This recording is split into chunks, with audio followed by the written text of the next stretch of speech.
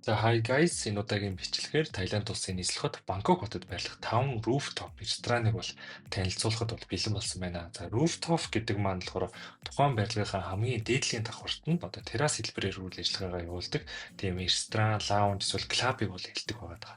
За хамгийн ихний сонгож авсан газар маань бол Akara Sky Hanuman гэдэг нэртэй газар байгаа. За тухайн газар маань бол Таиландын томгийн баатар Хануманаас сэтвэлсэн нэлийн тийм тансаг зэрэглэлийн бол ресторан. За дизайны хувьд бол маш өвөрмөц, нар жаргах үеэр бол тухайн барилгуудаас Бангкок хот маань бол маш үзэсгэлэнтэй харагдаг. Тиймээс та яг нар жаргах үеэр одоо цагаа тооцооход очвол илүү одоо тааламжтай, тохиромжтой үе нь бол байх болно. Үүнээс гадна тухайн газрыг зорихдоо та одоо гэр бүлээрээ аялж байгаа буюу үр хүүхдтэйгээ эсвэл одоо эцэг эхтэйгээ явж байгаа үед очиход бол нэлээд тийм тохиромжтой, юм тайван орчин бол бүрдэж авах болно. За хоёр дахь газар нь бол Trip Sky Beach гэдэг нэртэй газар байгаа. За энэ газрын хувьд бол эхний газраас бол Тисондо газар бол байгаа. Тухайн одоо клуб маань болохоор барилгын хамгийн дээдлийн давхарт байгаа хэдий ч гэсэн усан сантай тийм газар байгаа. Оройн цагаар бол маш их хүмүүс бол цуглардаг, DJ хөгжим явдаг, залуучууд одоо шоуддаг, зугаацдаг, үжиглдэг, ууж иддэг тийм газар байгаа. Тийм учраас та тухайн газар руу найзуудтайгаа эсвэл найз охинтойгоо одоо аялж байгаа үед бол зорих нь бол илүү тохиромжтой тийм газар байгаа. За дараагийн 3 дахь газар бол Wave Rooftop.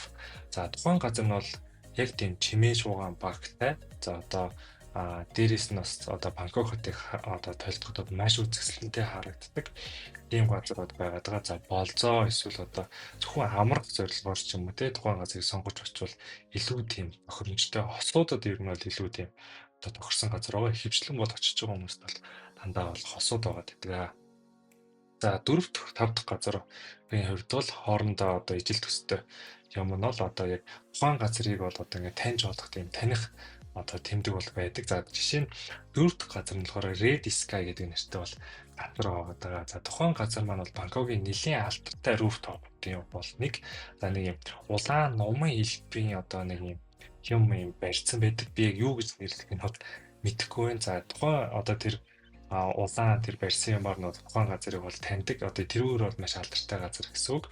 За би бичлэгэн дээрээ зургийг нь оруулсан байгаа гэдэгт бол итгэлтэй байна. За тэгээд хотын төвд байрлалтай. Түүнээс гадна одоо миний танилцуулж байгаа одоо бусад газруудаас ялгаатай юм нь тухайн байрлал дээрээс бол одоо Бангкок хотыг бол 360 градусын одоо харах боломжтой тийм одоо газар байгаа. За бусад газрууд нь бол ямар нэгэн байдлаар нэгдэлтэй дандаа хантай байгаад байдаг гэсэн үг. За энэ газараас одоо 360 градусаар бол Бангкок хотыг бол харах боломжтой тийм газар байна. За 5 дахь газрын хувьд бол Ichuka Rooftop гэдэг нэртэй бол газар байгаа.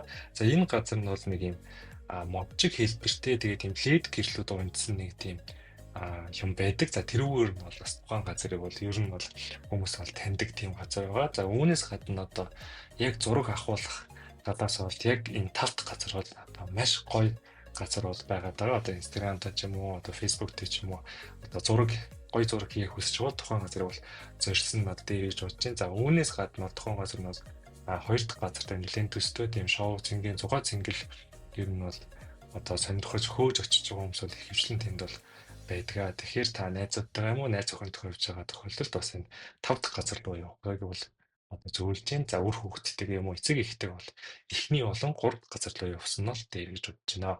За эдгээр газрууд нь бол мэдээж хямдхан газрууд бол биш.